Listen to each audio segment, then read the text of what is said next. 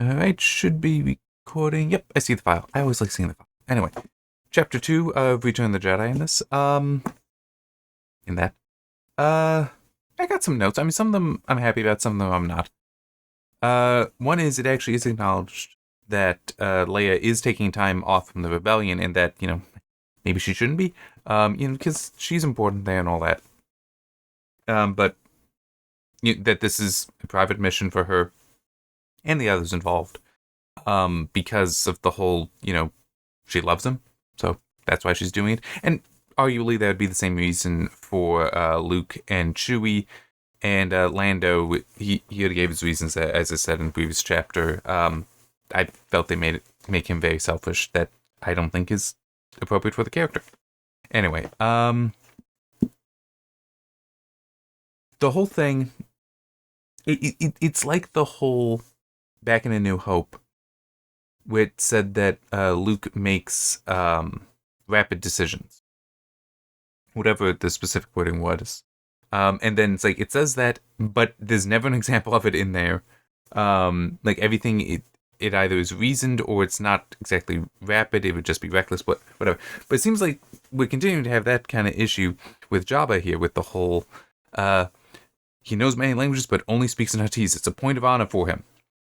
But then when he's talking with Leia, because it does start with, she's just rescued Han, but then, we find out that they're all waiting for her behind the curtain and all that. I mean, it's reasonable Han knows how to communicate with Jabba, because even in A New Hope, they were conversing. Why would Leia know Huttese?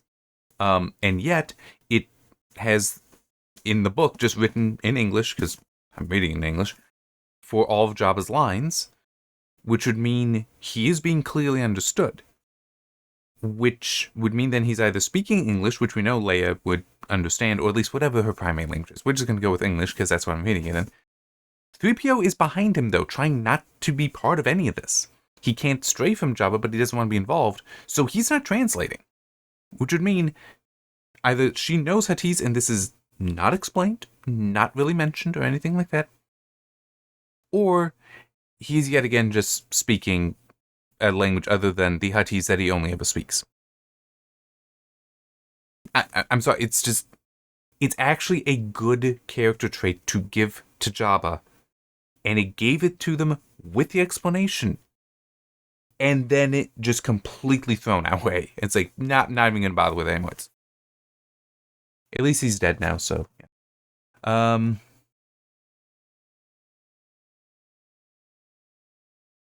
Oh, yeah, okay. I had mentioned in the previous chapter that R2 was given a language, like it actually does try to write out his beeps and boops and such. Same thing with Chewie. I'm guessing it's just what the author wanted to do. I don't think that's necessary. Unless it is you have in fact figured out a formal language is, so you know it'll map and somebody could decipher it. If you did that, cool. If not, well, I'm also just not sure if it is worth doing anyway, but yeah, so I don't know. But at least it does seem that it is just something that the author wanted to do for this book, which is fine. I mean, I personally don't think it's necessary, but hey, you do you. Always, you do you. Jabba actually explains why the mind trick doesn't work on him. And it actually makes a lot of sense. He basically just tells Luke, you got human thought patterns, it won't work on me. It's like, that actually makes a lot of sense. That a Hutt and a human think so differently that a human would not be able to mind trick a Hutt, just because it wouldn't translate over. It wouldn't be understood by the Hutt mind. But that does technically mean then that a Jedi Hutt could not mind trick a human, and also that a Jedi Hutt could potentially mind trick a Jedi, another Hutt. So it's somewhat interesting. And I wonder if, when getting to the prequel trilogy, when Watto says mind tricks don't work on me, if that's what he's also implying, if that's the explanation that no, our minds work so differently, it doesn't work. But I think in the movie, and this also would make sense, that Jabba is a creature of such mental will and discipline that, no, he can also just defeat the mind trick, but it does explicitly say the thought patterns are so different. And then Jabba also threatens Luke by pointing out, "I've been killing your kind since back. I've been killing your kind back when Jedi meant something." It's like, that's actually a pretty decent line. They if they had kept the language thing right, I mean, Jabba really would be up there. He would be a very good villain, but because of screwing that up, it is far less.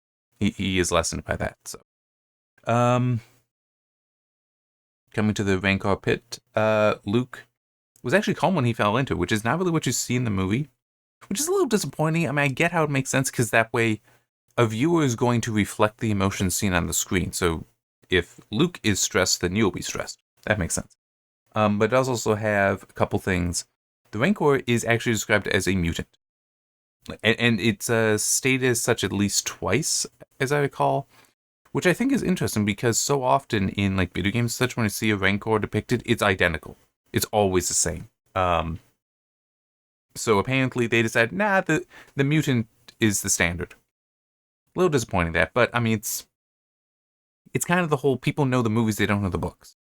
And there is also the question of, which is canon, but it still is I don't know if you, doesn't make sense to do research that would include reading. So as in the movie, Luke and a guard fall in when they were fighting over a blaster. The guard actually picks up the blaster and shoots at the Rancor with it, and it just makes him mad. It's that big. And Luke, meanwhile, is like, backing away, and he's just observing. He's calm, but he's trying to observe everything. Then Luke gets philosophical, which, I get it. I do. Of course, it also doesn't really align with what ends up happening. And it also, they didn't need to talk for so long. Just didn't. So it's basically the philosophy stuff, the thinking Luke is having is, how can I get the Rancor to kill itself? Yeah. That's what we're doing here. And he's like, well, if it were evil, that'd be easy, because as Ben Kenobi told me, evil inevitably becomes self-destructive. Okay. I'm not sure I completely agree with that. I mean, it's not completely inaccurate either. But it is like, going to, technically it's more than just Lord of the Rings, but, Smaug for The Hobbit, Sauron for The Lord of the Rings, and then Morgoth for the Silmarillion. These are the three great evils that you're facing there. Oh, also Saruman. They all do something somewhat interesting, which is they turtle, essentially. They build up mighty things around them, or in Smaug's case, it takes one. So does Saruman. Saruman does build out some as well. And basically just tries to shield themselves from everything, disconnected from the world to protect themselves. I haven't read the Silmarillion yet. I do intend to at some point. Not entirely sure when I'll get there, but it is still something that I am aware of, that for all of them, I mean, like, Sauron hides away in Barad-dûr for the whole of the Lord of the Rings, and is also with that, part of the reason why the Fellowship works, why that plan works, is because he can only think that way about overwhelming force and overwhelming defense. So the idea of a small group, especially of hobbits, being a threat, basically doing espionage to sneak through, it's impossible for him to even consider because it's so alien to him. So just come back to Star Wars, because that's what I'm actually going to talk about, isn't it? The idea of evil always ultimately being its own destruction, in a way that is accurate for that you also see in Lord of the Rings, that because they try to build up walls around themselves, it actually does present weaknesses to them, and it makes it harder for them to extend their power, extend their reach in different ways. So it does kind of, so that's why I don't completely agree with the sentiment, but it isn't inaccurate. It is not, I cannot call it inaccurate. It's just you have to get a little abstract with how it can be true. But anyway, Luke then goes on to be like, well, yeah, the Rancor isn't evil. It's just hungry and in pain. That's why it's lashing out at everything. It's like, we now reading like Dr. Spock or something? I mean, That's a reference I wonder who all may get.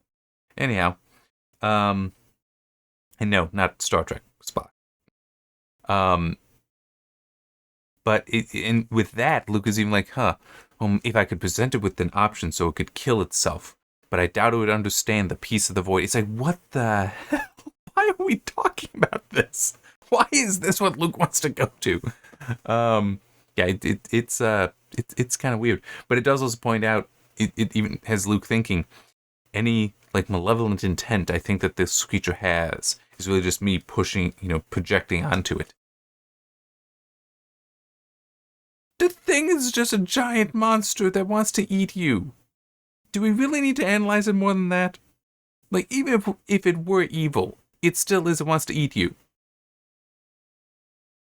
And the solution is the same as in the movie, where he runs past it into this holding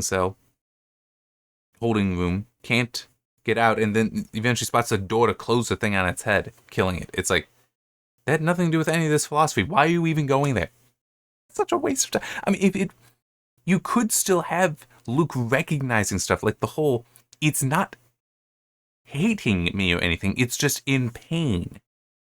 And even then justifying himself, where it's like, killing it will actually be a mercy for it, because it is a mutant and in pain, and they keep it hungry. It's like, but yeah, I don't know why they went that route. It just seems an odd route to go. Okay, we eventually get a little bit more information on Luke's lightsaber, which I do appreciate, actually. Because it is kind of a question of, how do you know how to build one?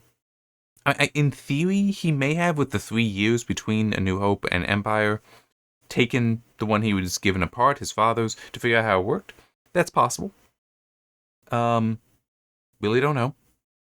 But in this case, it says that he actually built it in Kenobi's hut, with parts and tools that were there. So that makes sense for the how. Except for one important thing. Kenobi died like 3 years prior. And there's sand people that do go in and try to steal technology. Also Jawas. Jawas really go after technology. How the hell is any of that stuff still there?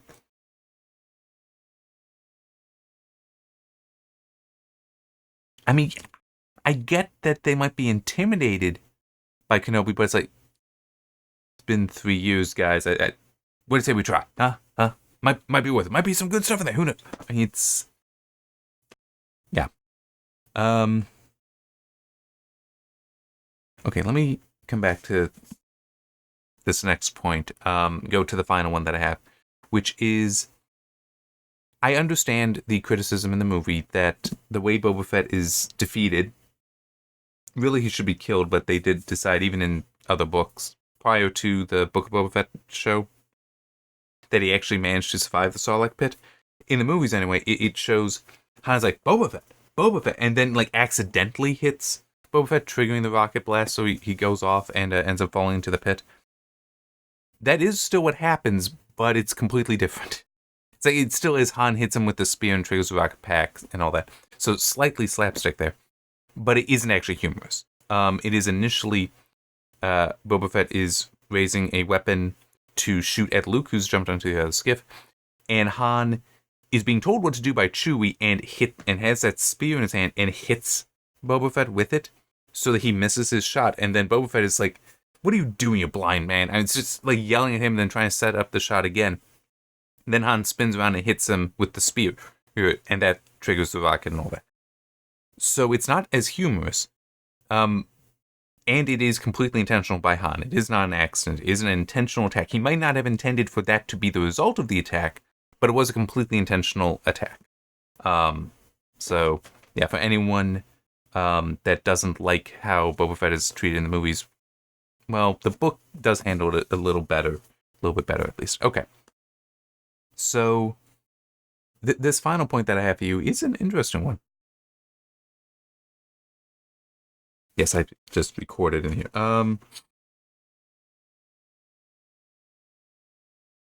It was during this directionless confusion that Leia acted. She jumped onto Jabba's throne, grabbed the chain which enslaved her, and wrapped it around his bulbous throat. Then she dove off the other side of the support, pulling the chain violently in her grasp. Small metal rings buried themselves into the loose folds of the Hutt's neck like a garrote. With a strength beyond her own, she pulled. So it's mainly that with the strength beyond her own that she pulled. And there's some more here. Yet Leia's hold was not merely physical. She closed her eyes, closed out to the pain in her hands, focused all of her life force and all it was able to channel into squeezing the breath from this horrid creature. I'm wondering if this is setting up that she has force abilities. Because, I mean, we will learn later on that she is Luke's sister. And there's at least a line in the movie, at least there was. I don't think they removed that. That the force is strong in his family. His father had. His mother had it, which is one thing that I think they may have edited out because it's not set up in the prequels. And my sister has it. And, that's how he lets her know. So I wonder if we're going to see later on in the book more coverage of her potentially having force powers. But it is also interesting because if she is actually using the force here, calling on it, just not knowingly doing it, but calling on it, she's doing so in a very violent act. Potentially also an act of anger and hatred. Wouldn't that make her dark side?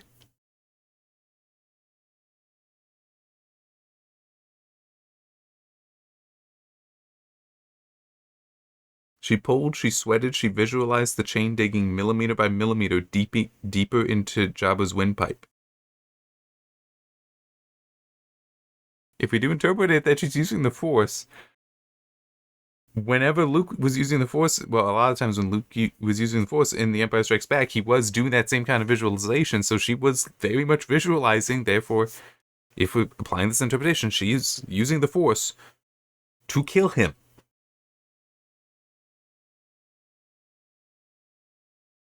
I don't know.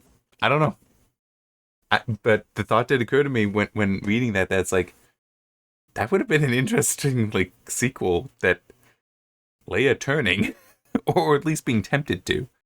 Yeah, that would have been wild. And I mean, in some ways, I won't be able to be certain until reading through the prequel trilogy, but it would be interesting also for another reason. That, as I said, I want to read through the prequel trilogy, but the idea of what is balanced to the Force, and it might... Okay, this is something, and it's actually, it is part of the reason why I want to read through the novels. This is still a short enough video. I can go into this.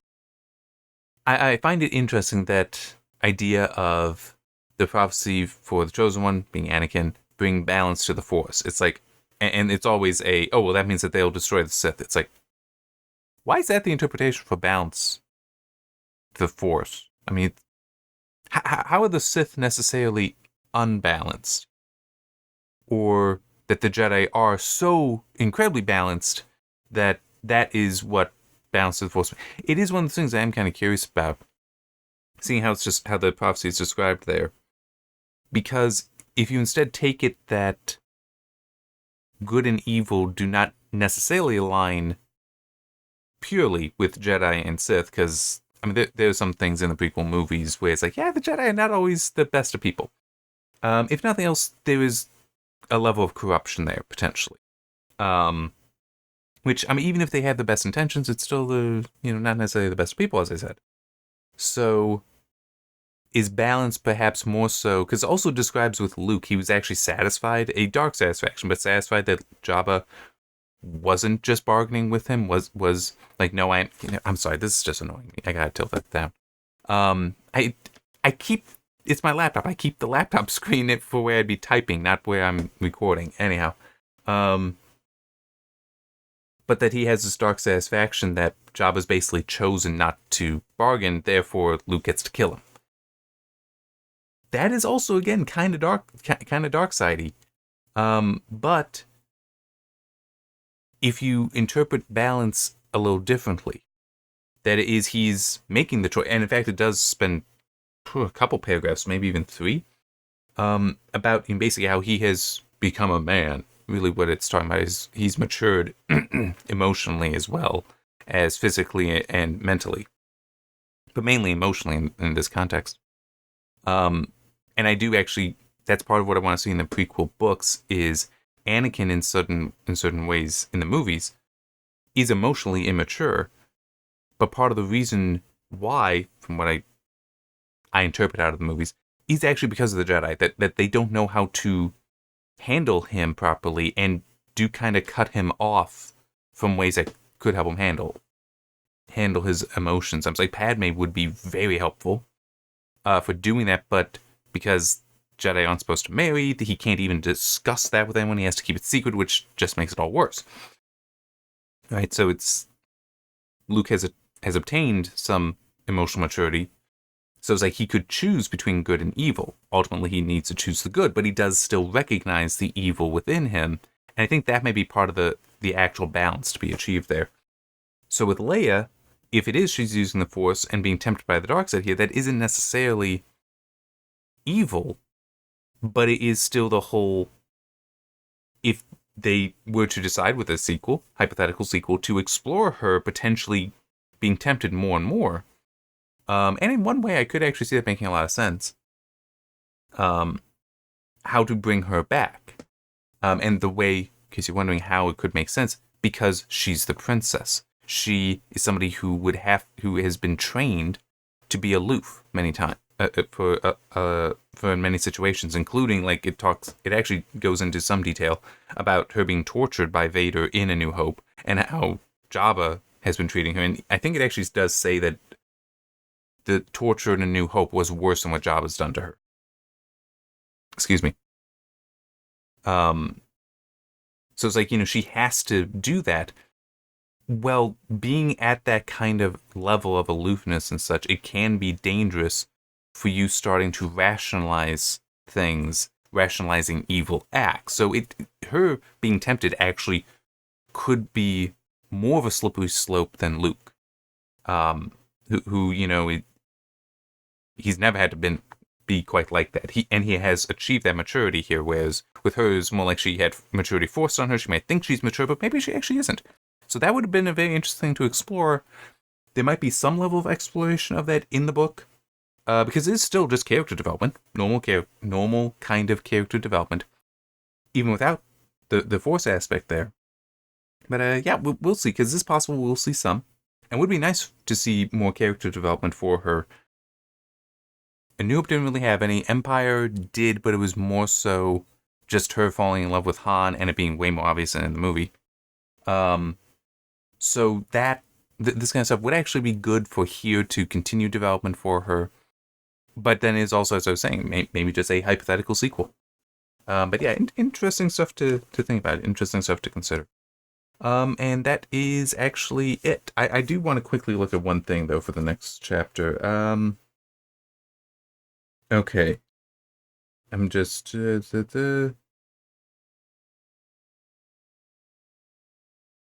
It continues a little bit. Okay. I just wanted to see what all... Okay. So it looks like it starts, they're still on Tatooine doing some discussion, then they're going to go their separate ways. It seemed that Luke just go to Dagobah. It also looked like there's some discussion with Vader. Well, Vader talking with people that would start following him. I also saw, as I was getting near the end, a reference to Shuttle Tidarian, which that's the shuttle that was stolen and they used to try to sneak to the Forest Moon of Endor. So, I don't know if that means that we are getting all that there, which might be disappointing. We'll see. Might be because if there is a time jump there, then that allows Han to heal, to recover more, and also Lando to not be so selfish. I mean, it's like even in this chapter, it still had him like always calculating odds, making him very cold, very calculating. And it's like you can be calculating and not cold. You can be calculating as a way to like express somebody's intelligence and ability to ascertain the situation without it being selfish. Hopefully that gets addressed, because as I said in the previous one, how they've been describing him thus far is not somebody I'd want as a general. I mean, he might be capable, but I don't trust his loyalties, kind of thing. So we'll see. Hopefully this next chapter, because it seems like it's this next chapter, that's it. That's the only time it's going to have. will help address some of that. But won't know until we get there. All right. See you then.